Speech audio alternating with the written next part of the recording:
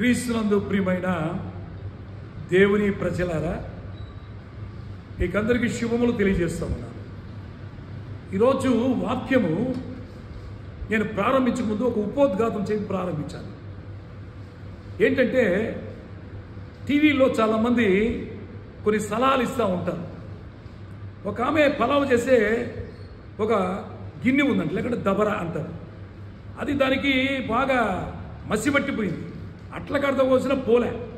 ఆమె టీవీకి ఈ జిగురు లేకపోతే ఎట్టపోతుంది అని అడిగారంట.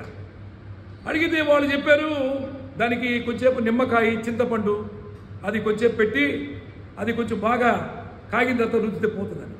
ఇది పెద్ద విశేషమేం కాదు, ఇది చాలా పెద్ద విశేషం కాదు. కానీ దీంట్లో ఒక పెద్ద పాఠం ఉంది.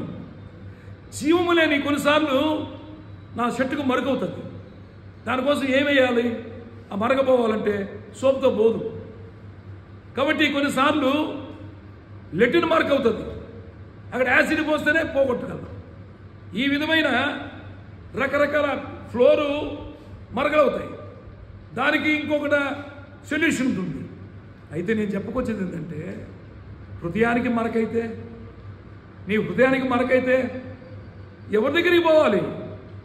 జీవము లేని వాటి కొరకే మరకైతే ఇంత చేస్తే, అందుకే మన ఋషులు ఏమన్నారంటే, హృదయాన్ని మరకమును, పాప మరకను పోగొట్టుకోవడానికి నదుల్లో అన్నిట్లో మునిగి తపస్సులు చేసి కొండలెక్కి కొండలు దిగి ఆకరాలను పాపోహం పాపకర్మ పాపాత్మ త్రాహిమా కృపయ అన్నారు.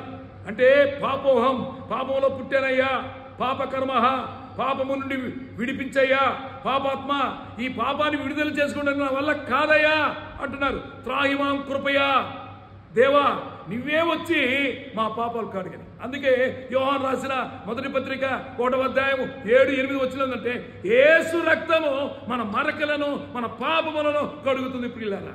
కాబట్టి నీ హృదయాన్ని మరకలు పోవాలంటే, జీవం లేని వాటి కోసమే సెట్ మీద మరక, లేకుంటే ఫ్లోర్ మీద మరక, ఎన్ని మరకలు పోగొట్టుకోవడానికి ఇంత సలహాలు తీసుకుంటున్నావే. నీ హృదయపు మరకను పోగొట్టుకోకపోతే పరలోక రాజ్యం లేదు. అది పోవాలంటే యేసుక్రీస్తు రక్తము ప్రతి పాపమును శుద్ధి చేయడు. అటువంటి శుద్ధి నీకు కలుగును గాక. సిలువు దగ్గరికి రా, పరితాపడు. ఎంత ఘోర పాపమైనా నీ మరకలు ఆయన కడిగేస్తాడు. May God bless you. దేవుడిని దీవించుగాక. ఆమేన్.